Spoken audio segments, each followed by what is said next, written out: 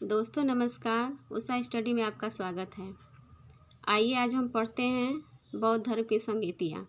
इसका पहला पार्ट अगर आप लोगों ने नहीं देखा है तो उसको जा कर के देखिए और तभी आगे की चीज़ें समझ में आएंगी। आइए पढ़ते हैं। बौद्ध धर्म की संगीतियाँ। प्रथम बौद्ध संगीति जो है 483 ईसा पूर्व में हुई थी, राजगृह के निकट सप्तपर्णी गुफा में। तो पहली बौद्ध संगीति कब हुई थी? 483 ईसा पूर्व, राजगृह के निकट सप्तपर्णी गुफा में। और उस समय जो शासक थे वो अजातशत्रु थे और महाकश्यप ने इसकी अध्यक्षता की थी। आगे देखते हैं। बुद्ध धर्म के उपदेशों को सुक्ति पिटक तथा विनय पिटक में संकलित किया गया है। बुद्ध धर्म के उपदेशों को सुक्त पिटक और विनय पिटक में संकलित किया गया है। और सुक्त पिटक जो है यह एक धर्म सूत्र है और इसके संकलनकर्ता आनंद हैं। आनंद जो है वो गौतम बुद्ध के बहुत ही प्रिय शिष्य थे। इन्हीं के कहने पर गौतम बुद्ध ने महिलाओं को संघ में प्रवेश देना आरंभ किया था और इनकी पहली महिला जो थी आरंभ लेने वाली वो थी गौतमी प्रजापति और ये धर्म का प्रतीक माने जाते हैं। सुक्ति पिटक के संकलनकर्ता जो है वो आनंद हैं और ये धर्म के प्रतीक माने जाते हैं। सुक्ति पिटक को धर्म सूत्र भी कहा जाता है। आते हैं विनय पिटक पर। तो विनय पिटक जो है यह एक आचार सूत्र है। विनय पिटक आचार सूत्र है। जिस प्रकार सुक्ति पिटक धर्म सूत्र है उसी प्रकार विनय पिटक आचार सूत्र है और इसके संकलनकर्ता जो है वो उपाली हैं। इसके संकलनकर्ता उपाली हैं और यह आचार सूत्र के प्रतीक माने जाते हैं। बौद्ध धर्म की दूसरी संगीति। बौद्ध धर्म में जो दूसरी संगीति हुई थी वो ठीक पहले संगीति के 100 साल के बाद 383 ईसा पूर्व में हुई थी और यह वैशाली में हुई थी। और उस समय जो शासक था वो शिशुनाग वंश का शासक, बहुत ही महान शासक था कलाशोक, उसी के समय में हुई थी और इसकी अध्यक्षता साबक मीर ने की थी। इसकी अध्यक्षता किसने की थी? साबक मीर ने की थी। और द्वितीय बौद्ध संगीति में जो है बौद्ध धर्म 2 भाग में विभाजित हुआ, स्थाविर और महासांधिक। और यह अनुशासन पर मतभेद के कारण यह विभाजन हुआ था। बौद्ध धर्म में अनुशासन पर मतभेद के कारण यह 2 वर्गों में विभाजित हुआ था। पहले जो स्थाविरवादी थे वो पुराने आचार विचार एवं नियमों पर ही आधारित थे, यानी कि वह पुराने आचार विचार और नियमों को ही मानते थे। ये थेरवादी कहलाते थे और इसका प्रधान केंद्र जो था वो कश्मीर में था और ये महाकात्यायन को अपना आदि गुरु मानते थे। और इसके बाद जो है महासांधिक जो है वो इससे पृथक महासंघ का निर्माण किया, यानी कि ये पुराने आचार विचारों पर ही आधारित था और यह जो था यह पुराने आचारों विचारों को नहीं मानते थे और ये उससे अलग अपने पृथक महासंघ की स्थापना किए और ये सर्वास्तवादी कहलाए। ये थेरवादी कहलाए स्थाविरवाद और जो महासांधिक थे वो सर्वास्तवादी कहलाएं। और इसका प्रधान केंद्र जो था वो मगध था और ये महाकश्यप को अपना आदि गुरु मानते थे। महासांधिक जो है वो महाकश्यप को अपना आदि गुरु मानते थे। आगे देखते हैं तृतीय बौद्ध संगीति। और तृतीय बौद्ध संगीति जो है वो 250 ईसा पूर्व पाटलिपुत्र में हुई थी और यह अशोक के समय में हुई थी। अशोक उस समय शासक थे और मोगल पुत्र तीस जिन्होंने अध्यक्षता की थी यह अशोक के धर्मगुरु माने जाते थे। और यहाँ पर तीसरे पिटक अभिधम पिटक की रचना हुई। तृतीय बौद्ध संगीति में तीसरे पिटक अभिधम पिटक की रचना हुई। इस पर मोगल पुत्र तीस ने एक टीका लिखा, उसको कथा वस्तु के नाम से जाना जाता है। और अशोक का ये कहना था कि मतभेद करने वालों को दंड दिया जाएगा। अशोक का क्या कहना था कि मतभेद करने वालों को दंड दिया जाएगा। अब आते हैं चौथी बौद्ध संगीति में। चौथी बौद्ध संगीति जो है कनिष्क के समय कश्मीर में हुई थी, कश्मीर के कुंडल ग्राम में, और इसके अध्यक्ष जो थे वो वसुमित्र थे और उपाध्यक्ष अश्वघोष थे। अध्यक्ष वसुमित्र और उपाध्यक्ष अश्वघोष। देखिए ध्यान से पढ़िएगा क्योंकि ये बहुत पूछता है। अध्यक्ष वसुमित्र और उपाध्यक्ष अश्वघोष। और इस संगीति में तीनों पिटक, सुत्त पिटक, अभिधम्म पिटक और विनय पिटक पर प्रामाणिक भाष्य लिखे गए, जिन्हें बौद्ध धर्म में विभाषा की संज्ञा दी गई। और यह भी दो भागों में विभाजित हुआ, महायान और हीनयान। आगे चलकर चौथी बौद्ध संगीति में भी विभाजन हुआ, महायान और हीनयान। देखिए एक बार और विभाजन हो चुका है, वो द्वितीय बौद्ध संगीति में स्थाविरवाद और महासांधिक के रूप में, और जब चौथी बौद्ध संगीति हुई तो उसमें हीनयान और महायान के रूप में विभाजन हुआ। जो महायान थे वो परिवर्तनवादी थे, ये बुद्ध को देवता मानते थे और मूर्ति पूजा में विश्वास करते थे। ये भी कहा जाता है कि बुद्ध ऐसे पहले व्यक्ति थे जिनकी मूर्ति बनाकर पूजा की गई। और हीनयान जो थे वो परंपरावादी थे। और इस संगीति में बुद्ध की सर्वप्रथम मूर्ति गांधार कला में कनिष्क के समय में बनी थी। देखिए गांधार कला क्या है, तो गांधार कला जो है वो यूनान और भारत की मिलीजुली कला है। यूनान और भारत की मिलीजुली कला को गांधार कला के नाम से जानते हैं। आगे देखते हैं हीनयान। जो हीनयान थे वो वैभाषिक और सौतांत्रिक। आगे चलकर हीनयान जो है वैचारिक मतभेदों के कारण वैभाषिक और सौतांत्रिक में विभक्त हो गए। यानी कि पहले जो था वो हीनयान और महायान में बौद्ध धर्म का विभाजन हुआ, और उसके बाद हीनयान और महायान दोनों में विभाजन हो गया। तो हीनयान में जो विभाजन हुआ वो उसका एक भाग वैभाषिक कहलाया और दूसरा क्या कहलाया, सौतांत्रिक। और महायान जो था इसमें एक भाग जो शून्यवादी थे और एक भाग विज्ञानवाद। एक भाग शून्यवाद में विश्वास करता था और एक भाग जो है वो विज्ञानवाद में विश्वास करता था। और इसका उदय यानी कि महायान का उदय जो है वो आंध्र प्रदेश में माना जाता है। महायान का उदय आंध्र प्रदेश में माना जाता है। और इसके दो भाग थे, शून्यवाद और विज्ञानवाद। और हीनयान के जो थे वो वैभाषिक और सौतांत्रिक थे। चलिए आगे बढ़ते हैं।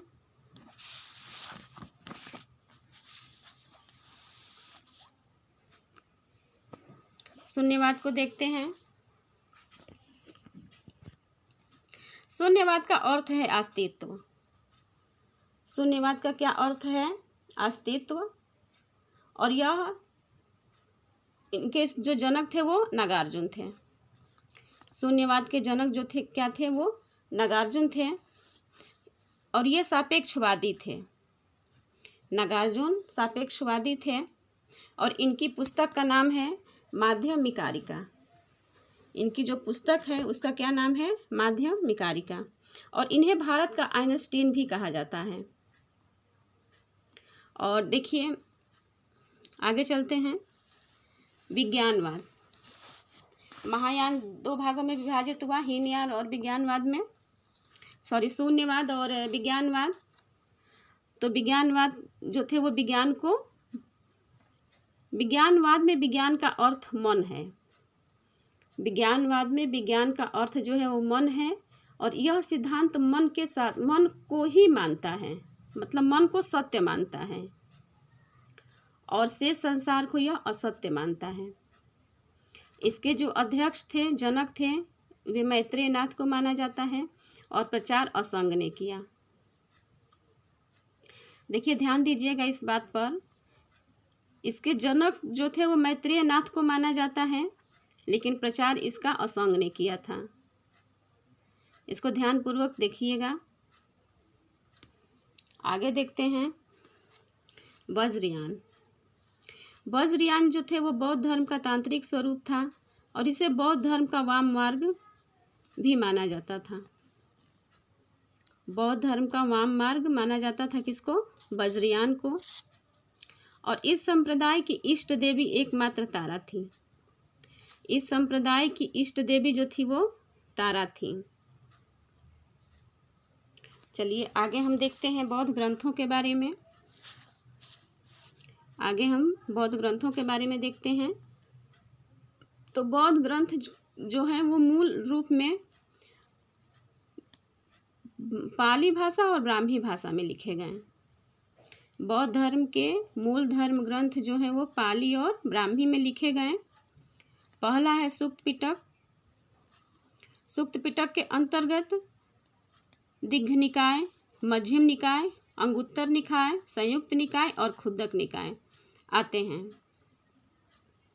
सूक्त पिटक के अंतर्गत क्या आता है? दिग्घ निकाय, मध्यम निकाय, अंगुत्तर निकाय, संयुक्त निकाय और खुद्दक निकाय।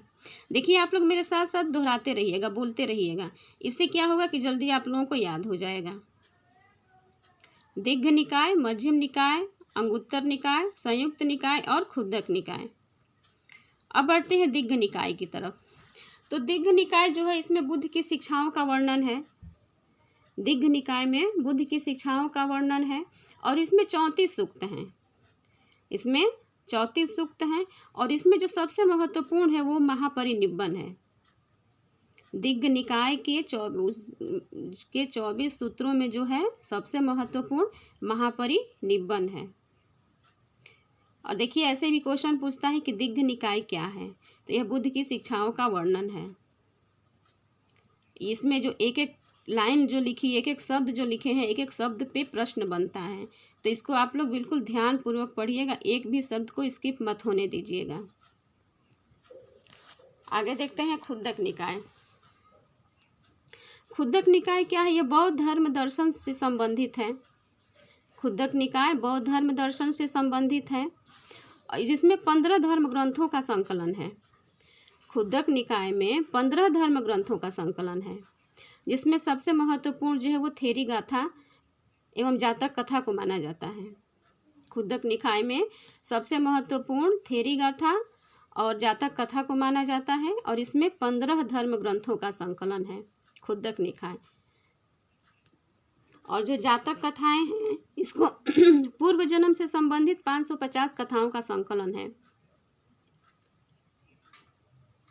जातक कथा में बुद्ध के पूर्व जन्म का वर्णन है और उससे संबंधित 550 कथाओं का संकलन है जातक कथा। इस पे आप लोग विशेष ध्यान दीजिएगा। इस पे बहुत बार प्रश्न पूछे जा चुके हैं और आगे भी पूछे जाने की संभावना है। विनय पिटक। विनय पिटक इसमें आचरण संबंधी नियमों का उल्लेख है। विनय पिटक में आचरण संबंधी नियमों का उल्लेख है और इसके 3 भाग हैं: सूक्त विभंग, खंडक और परिवार। सूक्त विभंग के 2 भाग हैं, भिक्षु विभंग एवं महाविभंग और भिक्षुणी विभंग। खंडक के 2 भाग हैं, महावग और चुल्लबग। महावग और चुल्लबग। परिवार एक विनय पिटक के अंतर्गत एक ग्रंथ है और जिसके अंतर्गत संवाद के रूप में गृहस्थों के लिए संवाद के रूप में बताया गया अनुशासन का नियम है।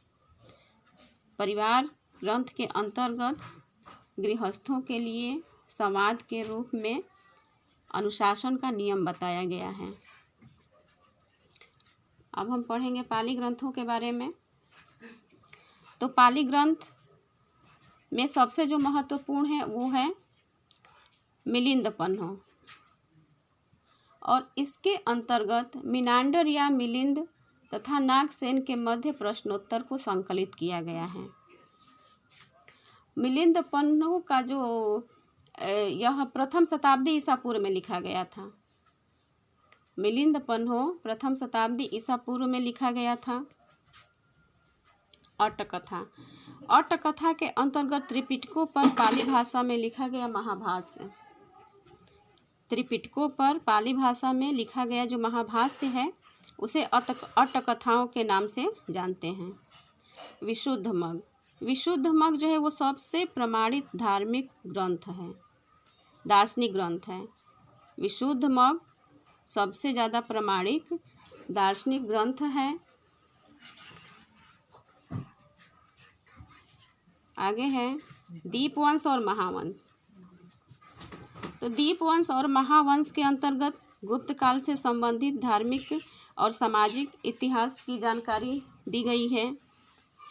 और दीपवंश के जो लेखक हैं वो अज्ञात हैं, इनके बारे में जानकारी नहीं है। और महावंश के जो लेखक हैं उनका नाम है भवंत महामना। महावंश के लेखक भवंत महामना और दीपवंश के लेखक का नाम अज्ञात है। और इसके अंतर्गत दीपवंश और महावंश, इन दोनों ग्रंथों के अंतर्गत गुप्त काल से संबंधित सामाजिक और धार्मिक इतिहास की जानकारी हमें मिलती है।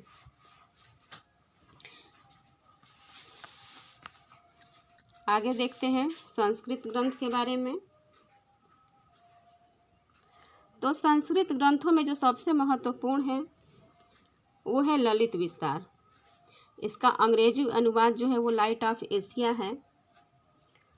और इसके अंतर्गत बुद्ध तथा उनकी पत्नी गोपा द्वारा व्यतीत किए गए एकांत लम्हों का वर्णन किया गया है।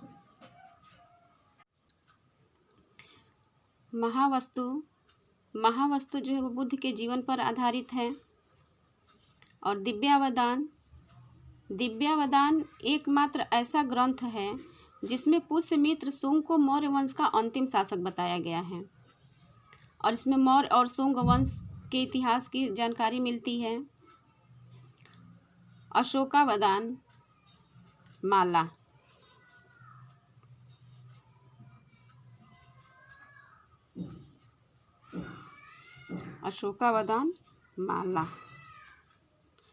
अशोकावदान माला जो है वो अशोक के प्रशासनिक सुधार का वर्णन करता है। अशोक के प्रशासनिक सुधार का वर्णन अशोकावदान में किया गया है। अश्वघोष के भी कुछ ग्रंथ हैं। बुद्ध चरित, सौंदरानंद एक महाकाव्य है। और सारिपुत्र प्रकरण जो है वो महानाटक है।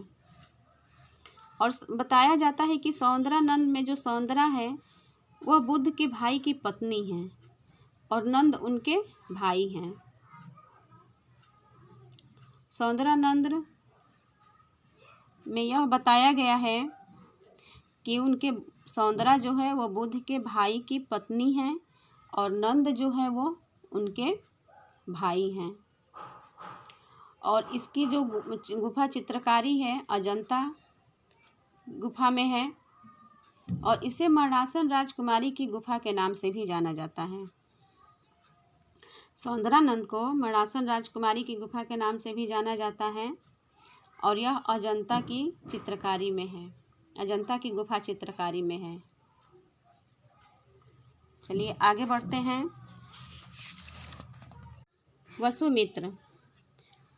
वसुमित्र बौद्ध धर्म की बाइबिल के नाम, वसुमित्र के जो एक ग्रंथ है जिसे बौद्ध धर्म की बाइबिल के नाम से जाना जाता है, जिसका नाम है विभाषा सूत्र। वसुमित्र के विभाषा सूत्र को बौद्ध धर्म का बाइबिल कहा जाता है। दिंगनाथ, प्रमाण समुच्चय, न्याय प्रवेश और प्रज्ञा पारमिता इनके 3 ग्रंथ हैं दिंगनाथ के। अब आइए देखते हैं बौद्ध धर्म के विस्तार के बारे में। तो बौद्ध धर्म के विस्तार के में जो सबसे पहला नाम आता है वो अशोक का आता है। और अशोक ने अपने राज्याभिषेक के 8वें वर्ष के उपरांत कलिंग पर युद्ध किया और उसमें भारी रक्तपात को देखा, जिससे इसके हृदय पर बहुत ही आघात पहुंचा। और उसके बाद इसने बौद्ध धर्म स्वीकार कर लिया। और इसी के समय में बौद्ध धर्म की जो तीसरी संगीति थी 250 ईसा पूर्व में, उसका आयोजन भी इसी के समय में हुआ था।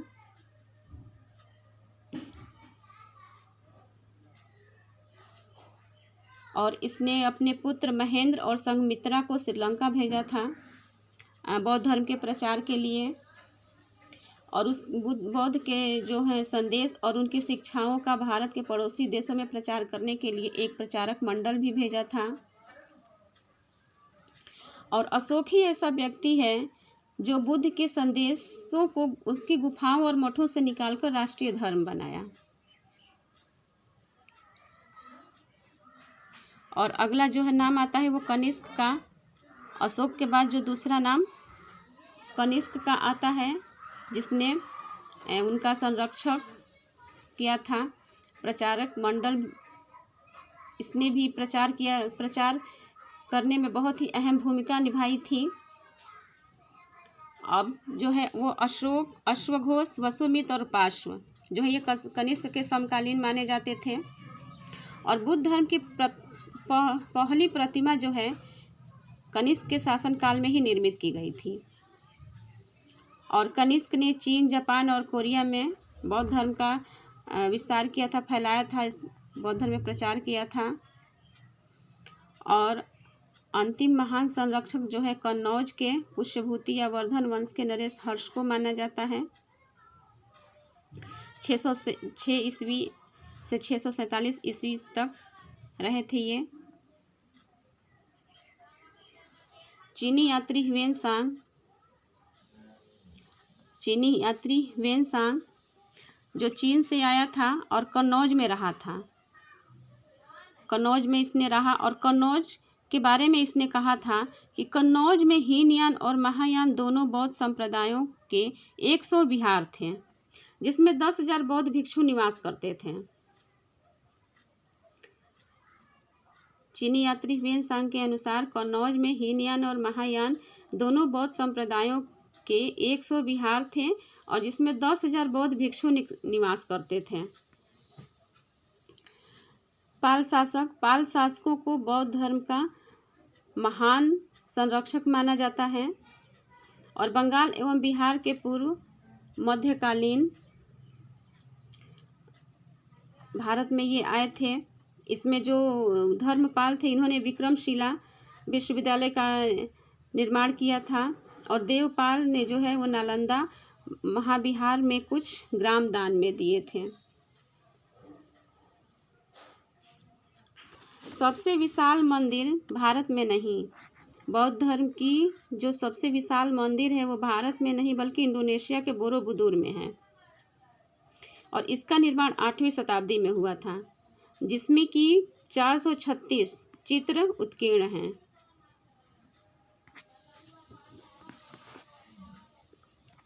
अशोक का जो सारनाथ स्तंभ है उसका निर्माण अशोक ने करवाया था और यह एक राष्ट्रीय प्रतीक के रूप में भी माना जाता है। अशोक के सारनाथ स्तंभ को भारत का राष्ट्रीय प्रतीक के रूप में स्वीकार किया गया है। महायान और आदर्श बोधिसत्व। अब महायान और आदर्श बोधिसत्वों के बारे में देख लेते हैं।